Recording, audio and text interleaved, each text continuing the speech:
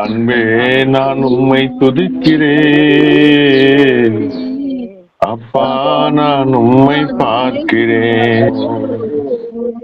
நல்ல மேற்பன் நீதானே, நல்ல மேற்பன் நீதானே, நான் உந்தன் பிள்ளை அல்லோ, நான் உந்தன் பிள்ளை அல்லோ. அப்பா நான் உம்மை பார்க்கிறேன். அன்பே நான் உம்மை துதிக்கிறேன். அப்பா நான் உம்மை பார்க்கிறேன். நன்றியோடு போய் துதிக்கிறோம். எனக்கு ஒத்தாசி வரும். பர்வதங்களை நோக்கி நாங்க பார்க்கிறோம். வானத்தையும் பூமி கத்தெடுத்திருந்து எனக்கு ஒத்தாசி உண்டு. உன் காலை தள்ளாட விட்டான். என்னை காக்கிற உறங்க. இதோ இஸ்ரவேலை காக்கிறவர் உறங்குவதும் இல்லை, தூங்குவதும் இல்லை. கர்த்தர் உன் எல்லாத்தையும் விலக்கி காப்பார். உன் ஆத்மாவை காப்பார். போக்கி வரத்தையும் காப்பார். இது முதற்கொண்டு என்றைக்கும் காப்பார். ஆண்டவர் நோக்கி நான் பார்க்கிறேன். ஆண்டவர் நம்மோடு கூட பேச முடியாது.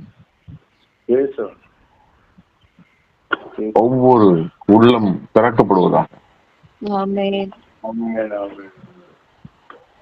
தடைகள் உடைக்கப்படுவதாக,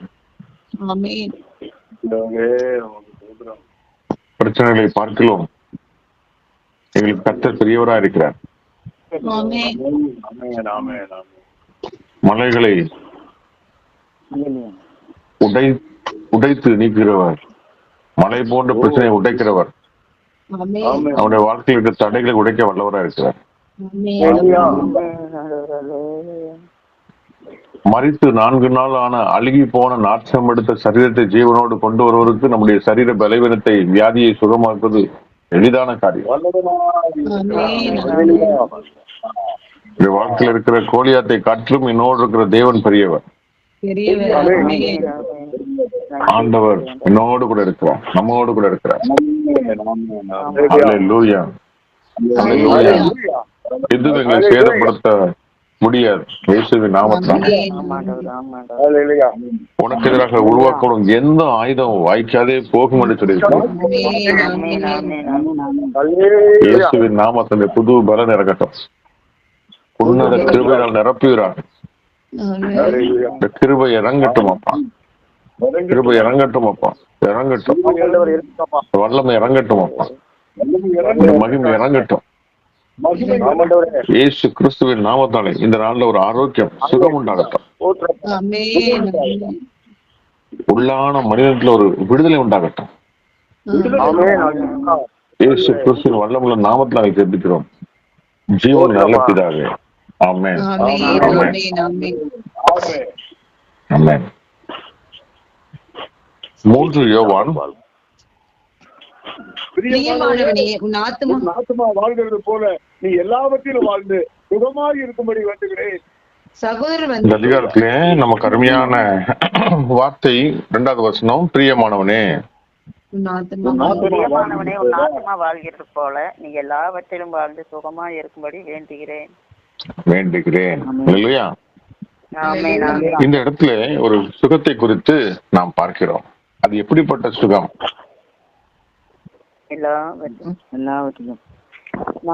உன் ஆத்துமா வாழ்கிறது போல, உன் சரீரம் வாழ்கிறது போல அல்ல, உன் ஆத்துமா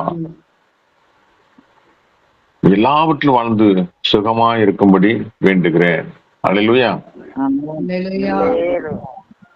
அநேக காரியங்களை நாம் பார்க்கிறோம். சரீரத்திலே பலவீனங்கள், வியாதிகள், சோர்வுகள், வேதனைகள் எல்லாம் இருக்கிறது. இதுக்கெல்லாம் மூல காரணம் என்ன? உள்ளான மனிதன்ல ஒரு பயம், ஒரு கலக்கம், ஒரு காயப்பட்ட சூழ்நிலை, காய மாற்றப்படாத சூழ்நிலை நிமித்தமாக வருகிற அநேக வலி வேதனைகள் வெளிப்புறமாக சுகம் அடைந்தாலும் உள்ளான சுகம் அதிக முக்கியத்துவம் உள்ளதா இருக்கிறது.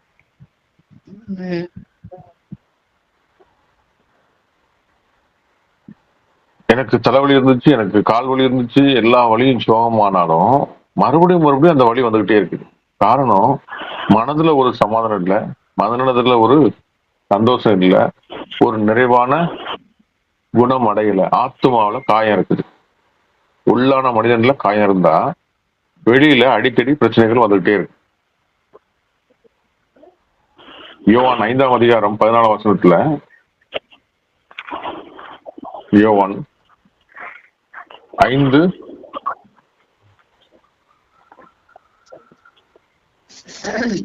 14வது வசனம். பின்பு இயேசு அவனை தேவாலயத்திலே கண்டு, இதோ, நீ சொஸ்தமானாய், அதிக கேடானதொன்றும் உனக்கு வராதபடிக்கு இனி பாவம் செய்யாதே என்றார். அல்லேலூயா. அல்லேலூயா. அவன் யாரு? நீங்க முதல் வருஷத்துல இருந்து படிச்சு பாத்தீங்கன்னா தெரியும். அவன் ஒரு 38 வருஷமா கொஞ்சமாக வியாதிப்பட்டிருந்தான், படுத்த படுக்கையா இருக்கான். இந்த தேவதூதன் அந்த குளத்தை கலக்கும் பொழுது யார் முந்தி அதில் இறங்குவானோ அவன் எப்பேற்பட்ட வியாதியசனா இருந்தாலும் சொஸ்தமாவான். 38 வருஷம் வியாதி கொண்டிருந்த அந்த மனுஷன் அங்கே இருந்தான். 5:6 பாக்குறோம். படுத்திருந்த அவனை இயேசு கண்டு, நீ வெகு காலமாய் வியாதியஸ்தன் என்று அறிந்து அவனை நோக்கி, நீ சொஸ்தமாக வேண்டும் என்று விரும்புகிறாய் என்று கேட்டார். அதற்கு வியாதியஸ்தன், ஆண்டவரே, தண்ணீர் கலக்கப்படும் போது என்னை குளத்தில் கொண்டு போய் விடுவதற்கு ஒருவரும் இல்லை, நான் போகிறதுக்குள்ளே வேறொரு எனக்கு முந்தி இறங்கி விடுகிறான் என்றான். இயேசு அவனை நோக்கி, எழுந்திரு, உன் படுக்கை எடுத்துக்கொண்டு நட என்றார். உடனே அந்த மனுஷன் சொஸ்தமாக்கி தன் படுக்கை எடுத்துக்கொண்டு நடந்து போனான். அந்த நாள் ஓய்வு நாளை இருந்தது. அல்லேலூயா. யூதர்களுக்குள்ள குணமாக்கப்பட்டவனை நோக்கி, நீ இது ஓய்வு நாளா இருக்கிறதே, படுக்கை எடுத்துக்கொண்டு போகிறது உனக்கு நியாயமல்ல என்றார். அதற்கு அவன் அவர்களுக்கு பிரயோஜனமாக, என்னை சொஸ்தமாக்கிறவர் உன் படுக்கை எடுத்துக்கொண்டு நடவென்று எனக்கு சொன்னார் என்றார். அல்லேலூயா. அது யார் என்று கேட்டார்கள். சொஸ்தமாக்கப்பட்டவன் அவர் இன்னார் என்று அறியவில்லை. அவ்விடத்தில் ஜனக்கூட்டமாய் இருந்தபடினால் இயேசு விலகி இருந்தார். அதற்கு பின்பு இயேசு அவனை தேவாலயத்தில் கண்டு, இதோ, நீ சொஸ்தமானாய், அதிக கேடானது ஒன்றும் உனக்கு வராதபடி இனி பாவம் செய்யாதே என்றார். அல்லேலூயா. அந்த மனுஷன் போய் தன்னை சொஸ்தமாக்க இயேசு என்று யூதர்களுக்கு அறிவித்தான். 38 வருஷமா இவனை யாருமே காப்பாற்ற முடியாது. அடுத்த படுக்கையா இருக்கிறான், வியாதியிலிருந்து விடுதலைக்காக காத்திருக்கிறான். ஆனா ஆண்டவர் அந்த இடத்துல அவனுடைய பாவத்தை குறித்து சொல்லவே இல்லை. அவன் வியாதியா இருக்கும் போது அவன்கிட்ட சொல்லவே இல்லை. அவன் சுகமடைஞ்சு எழுந்து நடந்து போகும்போது கூட சொல்லல.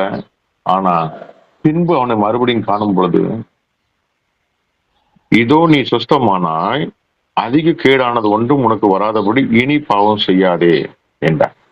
அப்ப அவனுடைய வியாதிக்கு காரணம் என்ன?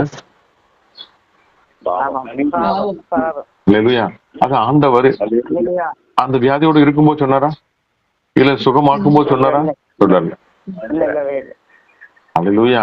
ஒரே வார்த்தை, சொஸ்தமாக வேண்டும் என்று விரும்புறாயான்னு கேட்டாரு. எழுந்துரு, உன் படுக்கை எடுத்து நட என்று சொன்னார்.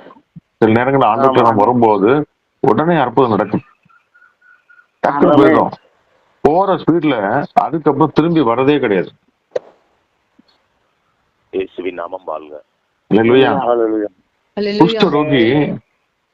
குஷ்டரோகி 10 பேர் இயேசு ஐயரே மனம் இறங்கும் என்று சொல்லி கூப்பிடுகிறான். ஆண்டவர் மனதுருகி, நீங்க போய் ஆசாரியத்துக்கு போய் காட்டுங்க.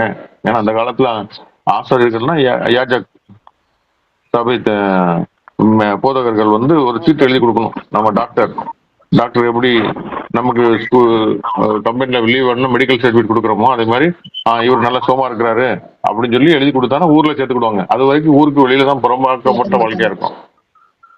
இப்போ இவருடைய வார்த்தை கேட்டு நடந்து செல்லு கொண்டு போயிட்டே இருக்கும்போது அவர்கள் சுகமடைந்தார்கள். 10 பேரும் சுகமடைந்தார்கள். 9 பேர் கொண்டாட போனார்கள். ஒருத்த மாத்திரம் தேவனுக்கு நன்றி செலுத்த வந்தான். அவன் ரட்சிப்பின் சந்தோஷத்தை பெற்றுக் கொண்டான். அவன் ரட்சிப்பின் சந்தோஷத்தை பெற்றுக் கொண்டான். அல்லேலூயா. அவனுக்கு அந்த ரட்சிப்பின் சந்தோஷம் கிடைத்தது. ஆண்டவர் கேட்கிறாரு, சுகம் பெற்றது 10 பேர் இல்ல, மொத்தம் 9 பேர் எங்கன்னு கேட்கிறார். அந்த 9 பேரும் எங்க வருவாங்க? மறுபடியும்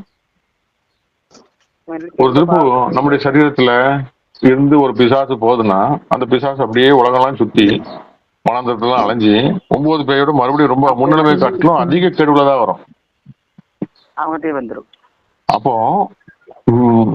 சில நேரங்கள்ல வாரம் அற்புதம் நடக்குது, வாரம் சுகம் அளிக்கிற கூட்டம். போன வாரம் வந்த தலைவலி தெரியுது, இந்த வாரம் தான் கால்வலி தெரியுது.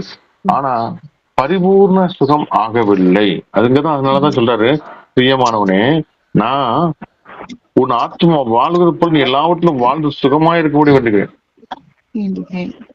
ஆத்மால சுகம் வேணும். உள்ள சுகம் இருந்துச்சுன்னா வெளியில எல்லாமே சுகமா தான் இருக்கும். அடிக்கடி வர்ற பிரச்சனைகளுக்கு, வியாதிகளுக்கு எல்லாத்துக்கும் ஒரு மிகப்பெரிய காரணம் ஆத்மால நமக்கு சுகம் இல்லை. சில காரியங்களை நம்மள மன்னிக்க முடியல, கஷ்டப்புகள் நிறைஞ்சிருக்குது. சில காயங்களை நம்மளால மறக்க முடியல, அந்த காயத்தோடய அலைதோம். ஊற புண்ணாவே இருந்துட்டு இருக்கு. அதனால சாப்பாடு தெரியல, கெமிக்கல, தூக்கம் வரல, பயம், விசுவாசம் இல்லாத ஒரு சூழ்நிலை நம்மளை ஒடுக்குகிறது. இதெல்லாம் சத்துரு கொண்டு வருகிற பெரிய காரியமா இருக்கிறது. ஆண்டவர் உள்ளான ஆத்மால ஒரு பெரிய சுகத்தை இந்த நாளிலே ஆண்டவர் நமக்கு வைத்திருக்கிறார். வேதம் சொல்லுகிறது, யாத்திராகம் 20ஆம் அதிகாரம் 12ஆம் வசனத்துல, உன் தகப்பன் தாய் நான் கனம் பண்ணணும், 10 கட்டளை ஒரு கட்டளை கொடுக்கிறார். உன் வாழ்நாள் நீடித்திருப்பதற்கு உன் தகப்பனையும் உன் தாயையும் நீ கனம் பண்ணுவாயா. 5ஆம் அதிகாரம் 16ஆம் வசனத்திலையும் தகப்பனின் தாயம் கனம் பண்ணு, உன் வாழ்நாள் நீடித்திருப்பதற்கு. நீதிமொழிகள் 20:20 தகப்பனின் தாயின் தூசியினுடைய தீபம் ஆறுல அணைஞ்சு போகும். அல்லேலூயா. அப்போ அவனுடைய வாழ்க்கையில ஆண்டவர் சில காரியங்களை கொடுத்திருக்கிறார், சில கடமைகளை கொடுத்திருக்கிறார், சில பொறுப்புகளை கொடுத்திருக்கிறார். அதை நாம் மீறும் பொழுது, நாம் கனம் பண்ண வேண்டிய காரியங்களை கனம் பண்ணாமல் இருக்கும் பொழுது, தேவனை விட்டு மறந்து தூரமாய் வாழும் பொழுது, இப்படிப்பட்ட ஆசீர்வாதத்துக்கு ஆப்போசிட்டான சாபமான காரியங்களுக்குள்ளே நாம் சிக்கொண்டிருக்கிறோம். அல்லேலூயா. உன் தாய் வயது சென்றாலும் போது அவளை நீ அசட்டை பண்ணாதே. நம்முடைய வாழ்நாள் நீடித்திருப்பதற்கு ஆண்டவர் நம்ம கையில என்ன கொடுத்துருக்காரு? அதிகாரத்தை கொடுத்திருக்காரு. உனக்கு வாழ்நாள் நீடிப்பு வேணுமா? உன்னை பெற்றெடுத்த தாய் தந்தைக்கு நீ கனம் பண்ணு. கர்த்தருடைய ஆசீர்வாதமே ஐஸ்வர்யத்தை தரும், அதுல வேதனை இருக்காது. உலகம் கொடுக்குற ஆசீர்வாதத்துல கண்ணுக்கு தெரியும், ஆனா நிறைய வேதனை இருக்கும். நாம் எதை தெரிந்து கொள்கிறோம்? ஆண்டவரே அப்படி சித்தப்படி என்னை ஆசீர்வாதத்தை நடத்தும்னு சொல்லி காத்திருக்கிறோமா? இல்ல என்னுடைய விருப்பம் தான் நிறைவேறும்னு சொல்றோமா? என் வாழ்நாள் நீடித்திருப்பதுனா, கர்த்தரை ஆஸ்வதிக்கணும்னா, கர்த்தருடைய ஜெபத்தை கேட்கணும்னா, உன்னுடைய சகோதரத்துல அன்பு செலுத்து. அநேக காரியங்களை குறித்து நமக்கு வாழ்க்கையில ஆண்டவர் கட்டளையாக நமக்கு வைத்திருக்கிறார். ஆனாலும் அதை நாம் ஏற்றுக்கொள்ள முடியவில்லை.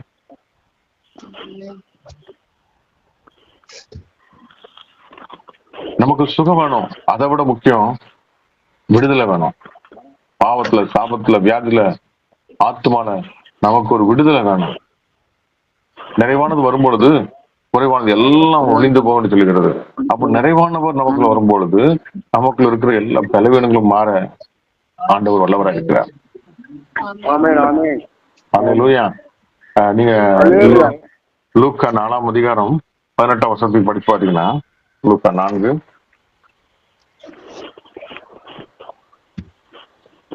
கர்த்தருடைய ஆவியானவர் என் மேல் இருக்கிறார், தரிசருக்கு சுவிசேஷத்தை பிரசங்கிக்கும்படி என்னை அபிஷேகம் பண்ணினார். இருதயம் நொறுங்குண்டவர்களை குணமாக்கவும், விடுதலையாகவும், குருடர்கள் பார்வையும் பிரசித்தப்படுத்தவும், நொறுங்குண்டவர்களை விடுதலையாக்கவும் கர்த்தரை அபிஷேகம் பண்ணி இருக்கிறார். ஆவியானவருக்கு மிக முக்கியமான காரியம் என்னது?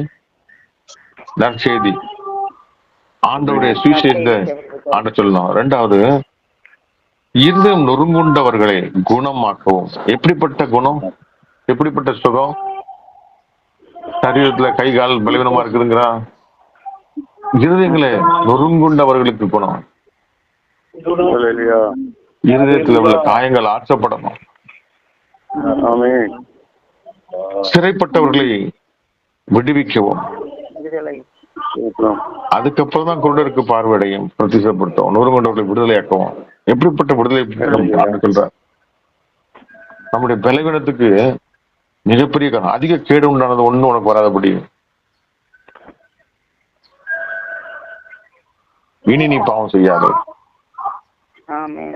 அநேக காரியங்கள், அநேக மீறல் நிமித்தமாக வருகிறது. அநேக காரியங்கள் ஆஹ், பரிபூர்ண சுகம் இல்லாதபடி மறுபடியும் நம்மை அந்த சுகத்தை காத்திருக்க வேண்டிய ஒரு சூழ்நிலை வருகிறது. ஆனா ஒருத்தன் விடுவிக்கப்பட்ட உடனே இந்த ஆண்டவருக்கு நன்றி செலுத்தும்படியாக வந்தான். அவன் சுகத்தை மாத்திரமல்ல ரட்சிப்பின் சந்தோஷத்தை பெற்றுக்கொண்டான். ஆமென். ஆமென். மிச்சம் 9 பேருக்கும் சுகமானார்கள், ஆனாலும் விடுதலையாகவில்லை. ஆமென். ஒருவேளை அந்த வீடு ஜோடிக்கப்பட்டிருந்தால் மறுபடியும் அது புகுந்து முன்னிலைமை காட்டிலும் பின்னிலைமை மோசமாக கேடாக இருக்கிறதுக்கு வாய்ப்பு இருக்கிறது. ஆனா ரட்சிக்கப்பட்டவனுக்கு குறைவின்றி உன் ஆத்மா வாழ்வது போல எல்லாவற்றிலும் வாழ்ந்து சுகமா இருக்க அழைக்கப்படுகிறது. சுகத்தை விட விடுதல் அவசியமா இருக்குது. பிசாசோடு எனக்கு ஒரு தொடர்பு, உலகத்தோடு எனக்கு ஒரு தொடர்பு, எல்லாம் இருந்தும் ஆசீர்வாதம் இல்லாம என்னால சந்தோஷமா வாழ முடியாது. ஆசீர்வாதம் யார் கொடுக்க முடியும்? நிரந்தரமான ஆசீர்வாதம் இயேசுதானே கொடுக்க முடியும். நிரந்தரமான சுகம் இயேசுதானே கொடுக்க முடியும். நிரந்தரமான சுகம் விடுதலை இயேசுதானே கொடுக்க முடியும். சமாதானம் இயேசுதானே கொடுக்க முடியும். முதலாவது ராஜ்யத்தோட நீதியின் தேடுங்கள், அப்பொழுது எல்லாம் உங்களுக்கு கூட கொடுப்பேன்னு சொன்னாரு. ஏதாவது இழந்து கூட இயேசு நம்ம விட்டுறக்கூடாதுன்னு சொல்லும் போது இந்த நாட்கள்ல எதை வேணாலும் இழக்க ரெடி. இயேசுவை நம்ம விடக்கு ரெடியா இருக்கிறோம். என் வேலைதான் முக்கியம், எனக்கு பணம் தான் முக்கியம், என்னுடைய கொண்டாட்டம் தான் முக்கியம் என்று சொல்லி ஆண்டவருடைய சமூகத்தை விட அதிகமா நாம் எதை நாடுகிறோம்? எப்பொழுதாவது வந்து போகிற ஒரு சூழ்நிலை நம்ம வாழ்கிறோமா? 1 சாமுவேல் 1ஆம் அதிகாரத்துல நாம் பார்க்கிறோம், அன்னாள் தேவனுடைய சமூகத்திலே ஜெபித்தார், ஊற்றி ஜெபித்தார், இருதயத்தை ஊற்றி ஜெபித்தார். அந்த ஆலயத்துல அநேகரை ஆண்டவர்களை வழி நடத்தினான். அந்த ஏலி ஆசாரியர், ஏலி என்கிற தேவனுடைய மனிதன் அந்த சபைக்கு தலைவரா இருக்கிறார், வீட்டுல அவருடைய பிள்ளைகளுக்கு தலைவரா இருக்கிறார். அதே சமயத்துல அங்கே பொருத்தனையோடு ஜெபித்த நிமித்தமாக பிறந்த குழந்தை சாமுவேல் குட்டி பையனா இருக்கும்போது அவருடைய தாய் பொருத்தனையை நிறைவேற்ற தேவ ஆலயத்திலே அந்த குழந்தையை விட்டுட்டு போனான். அதையும் அந்த ஏலி தாத்தா தான் வளர்த்தார், ஆசாரியன் வளர்த்தார். அப்ப அந்த ஊழியக்காரனுக்கு 3 விதமான காரியம் இருக்கு. ஒண்ணு சபையை மேய்க்கணும், இன்னொன்னு தன்னுடைய சொந்த பிள்ளைகளை அவனுடைய பிள்ளைகளை வளர்க்கணும், இன்னொன்னு தேவனுடைய சமூகத்துல காணிக்கையா கொடுக்கப்பட்ட அந்த சாமுவேல் குட்டி குழந்தையை வளர்க்கணும். எல்லாரும் வளர்ந்தார்கள். சாமுவேலோ தேவனுடைய பிரசனத்திலேயே வளர்ந்தான், தேவனுடைய சமூகத்திலேயே வளர்ந்தான். தாத்தா என்னை கூப்பிட்டீங்களா? இல்லப்பா, ஆண்டவர் உன்னோட பேசணும்னு நினைக்கிறாரு என்று சொல்லி தேவனை காட்டி கொடுத்தது யாரு? ஏலி தாத்தா. அல்லேலூயா. அந்த குழந்தை வளர்ந்து தாமுதல் பேர்சபா வரை பெரிய தீர்க்கதரிசியானான், ராஜாக்களை ஏற்படுத்துகிற ஒரு பெரிய ராஜாவானான். ஆனா அவனுடைய சொந்த பிள்ளையோ எப்பமாவது வந்துட்டு போயிட்டு இருப்பார். வந்தாலும் அந்த தெய்வ பிரசனத்துல இருக்க கிடையாது. தெய்வ பிரசனம் இல்லாம வாழ்ந்ததுனால, அந்த பாதுகாப்பு இல்லாமையினால இந்த 2 குமாரர்களும் அகால மரணம் அடைந்தார்கள். ஐயோ, என் பிள்ளைங்க இப்படி வேஸ்டா போயிட்டாங்கன்னு சொல்லிட்டு ஏலி தாத்தாவும் மரணம் அடைந்தார். அல்லேலூயா. தெய்வ பிரசனத்தை விட்டு தூரமா இருக்கிற எல்லாருக்கும் ஒரு பாதுகாப்பு இல்லாத சூழ்நிலை உண்டாகுது. எப்படி நாங்க முன்னால சொல்லணும், ஒரு கோழி அடை காக்குதுன்னா அந்த முட்டை அந்த தாய் கோழியோட அந்த வீட்லயே இருக்கும். அதனாலதான் குஞ்சு பொறிக்கு ஜீவன் வருது. சில முட்டை தேவ பிரசனத்தை விட்டு தூரமா போகும்போது, வெளியில கிடக்கும் போது அதுல பூமுட்டை நாட்டம் தான் அடிக்குது. அப்போ தேவனுடைய சமூகம் நம்மளை உருவாக்குகிறது, தேவனுடைய சமூகம் நம்மளை பாதுகாக்கிறது. தாய்கோழி கூப்பிடும் போது அந்த சத்தத்துக்கு செவி கூடாதபடி அலைந்து திரிகிற குஞ்சா இருக்கும் போது கள்ள பிராந்துகள் அடிக்குது. பாதுகாப்பை விட்டு தூரமா போகும்போது சத்துரு நம்மளை கண்ணிகளை வைத்திருக்கிறான். பிரியமானவனே, உன் ஆத்மா வாழ்வது போல எல்லாவற்றிலும் வாழ்ந்து சுகமா இருக்க முடிய வேண்டுகிறேன். நீ விடுதலையோடு வாழ விரும்புகிறேன். என் ஜனங்கள் அறிவில்லாமல் சங்காரமாகிறார்களே. இந்த உலகத்தின் மக்கள் எவ்வளவு ஞானமா இருக்கிறாங்க, ஆனா என் பிள்ளைகள் இப்படி சங்காரமாகிறார்களே. எவ்வளவு கண்ணிகள் இருக்குது. நம்ம வாயினாலே நம்ம வாயை கேட்டு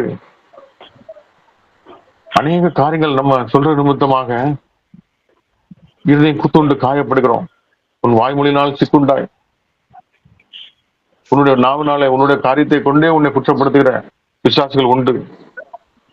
ஆதியாக 3ஆம் அதிகாரத்துல பார்க்கிறோம், 1ஆம் வசனம், தேவனாகிய கர்த்தர் உண்டாக்கின சகல காட்டு ஜீவன்களை பார்க்கிறோம், சர்ப்பமானது தந்திரமுள்ளதாக இருந்தது. அது ஸ்திரீயை நோக்கி, நீங்கள் தோட்டத்தில் உள்ள சகல விருட்சங்களின் கனியை புசிக்க வேண்டாம் என்று தேவன் சொன்னது உண்டோ என்றது. ஸ்திரீ சர்ப்பத்தை பார்த்து, நாங்கள் தோட்டத்தில் உள்ள விருட்சங்களின் கனிகளை புசிக்கலாம், ஆனாலும் தோட்டத்தின் நடுவில் இருக்கிற விருட்சத்தின் கனியை தேவன் எங்களுக்கு சாகாதபடி அதை புசிக்கவும் அதை தொட வேண்டாம் என்று சொன்னார் என்றது. அப்பொழுது சர்ப்பம் ஸ்திரீயை நோக்கி, நீ சாகவே சாவதில்லை, நீங்கள் இதை புசிக்கும் நாளிலே உங்கள் கண்கள் திறக்கப்படும் என்று, நீங்கள் நன்மை தீமை அறிந்து தேவர்களைப் போல இருப்பீர்கள் என்றும் தேவன் அறிவார் என்று. அப்பொழுது அந்த ஸ்திரீயானவள், அந்த விருட்சம் புசிப்பதற்கு நல்லதும் பார்வைக்கு இன்பமும் புத்தியை தெளிவாக்குறது இச்சிக்கப்படத்தக்க விருட்சமான கனியை பறித்து புசித்து தன் புருஷனுக்கு கொடுத்தால் அவனும் புசித்தான். அல்லேலூயா. அவர்கள் மகிமை இழந்தார்கள், தன்னுடைய மகிமையின் வஸ்திரத்தை இழந்தார்கள். உலக அத்தி இலைகளை கொண்டு தனக்கு அரைக்கச்சைகளை உண்டு பண்ணி கொண்டிருக்கிறார்கள். ஆண்டவர் நமக்கு சில கட்டளைகளை கொடுத்திருப்பார், சில தரிசனங்களை கொடுத்திருப்பார், சில வாக்குத்தத்தங்களை கொடுத்திருப்பார். அந்த சர்ப்பம் மகா தந்திரம் உள்ளது. பூமியில உள்ள சகல ஜீவன்களை பார்க்கிறோம், காட்டு ஜீவன்களை பார்க்கிறோம். சர்ப்பமானது தந்திரம் உள்ளது. இந்த உலகத்துல உள்ள அநீதிக்காரன், பொல்லாதவன் நல்லா நம்மகிட்ட பேசுவாங்க, நம்ம வாயிலிருந்தே கேட்பாங்க, ஆமா எங்களுக்கு ஆண்டவர் இப்படி சொல்லியிருக்கிறாரு, அப்படி சொல்லியிருக்கிறாரு, நீ அப்படி பண்ணா அவரை போல ஆயிடுவா, நீ ஏற்கனவே அவருடைய செயல தான் உண்டாக்கப்பட்டிருக்காங்கிற அறியாமையினால என் ஜனங்கள் சங்காரமாகிறார்கள். என்னை காட்டிலும் என் பிள்ளைகள் பெரிய காரியங்களை செய்வார்கள் என்று சொல்ல அந்த சத்தியத்தை அறியாதனாலே இந்த உலக வார்த்தைகளுக்கு இதான் ஆசீர்வாதம், இது கிடைச்சுன்னா பெரிய ஆளாயிருவா என்று சொல்லி நம்மள சிக்குண்டு தேவனுக்கும் எல்லாத்துக்கும் துண்டிக்கிற ஒரு காரியமாக காணப்படுகிறது. அல்லேலூயா. தேவன் விடுதலை ஆக்குகிறார். பாவத்துல சாபத்துல அன்று சொல்ற அதிக கேடானது உனக்கு கொண்டு வராதபடி இனி நீ பாவம் செய்ய. 38 வருஷமா வியாதியா இருந்த காரணம் என்ன? அல்லேலூயா. அப்போ நமக்கு என்ன வேணும்? முதல் விடுதலை என்ன வேணும்? எனக்கு எதுல சுகம் வேணும்? உள்ள சுகம் கொடுத்துட்டாருனா, ஆண்டவர் ரட்சிப்பின் சந்தோஷத்தை கொடுத்துட்டாருனா, அந்த நிறைவானது வரும்போது இந்த குறைவானது எல்லாம் ஒளிந்து போன்னு சொல்லி இருக்கிறது.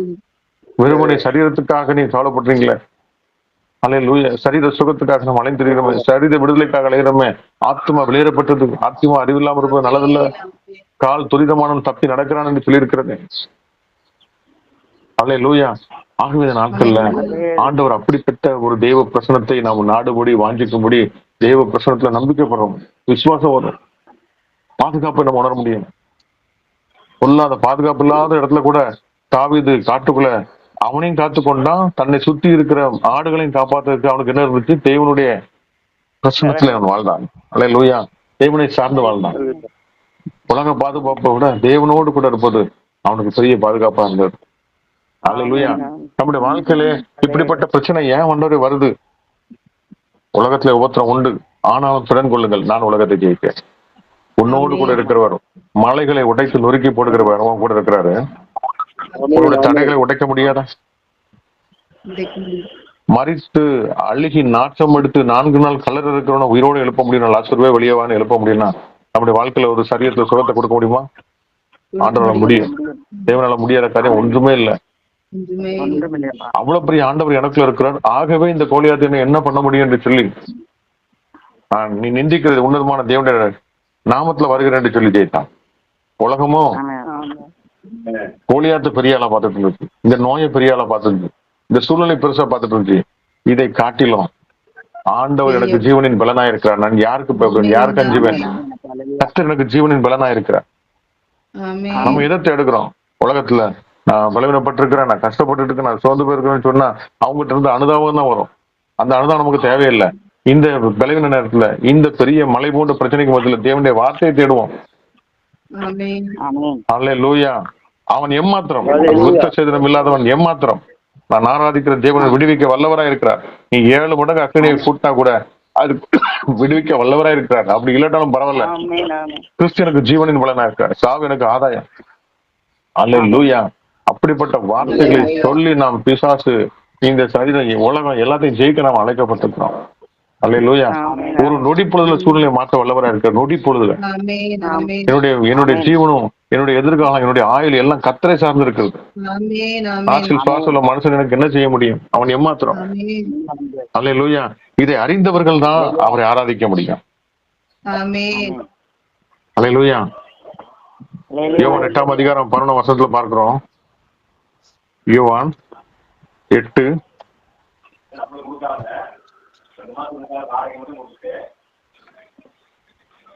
அதற்கு அவள் இல்லை ஆண்டவரே என்றால், இயேசு அவளை நோக்கி, நானும் உன்னை ஆக்கினைக்குள்ளாக தீர்க்கதில்லை, இனி நீ இனி பாவம் செய்யாதே என்றார். அல்லேலூயா. அந்த அல்லேலூயா. சகோதரியை பற்றி உங்களுக்கு எல்லாத்துக்கும் தெரியும். அல்லேலூயா. கையும் களவுமாக பாவத்துல பிடிக்கப்பட்டவன் இந்த உலகம் என்ன பண்ணுச்சு? கல்லெறிஞ்சு கொள்ளணும், அவனை குற்றம் சாட்டணும், அவனை நசுக்கு நினைச்சிடும். ஆண்டவர் சொன்னார், உங்களில் பாவம் இல்லாதவன் இவள் மேல் 7ஆம் வசனத்தில் சொல்லிருக்குது, முதலாவது கல்லறிங்க. மறுபடியும் தரையில் குனிந்து எழுதினார். அவர்கள் அதை கேட்டு தங்கள் மனசாட்சி கடிந்து கொள்ளப்பட்டு பெரியோர் முதல் சிறியோர் வரை ஒவ்வொருவராய் போய்விட்டார்கள். இயேசு தனித்திருந்தார்.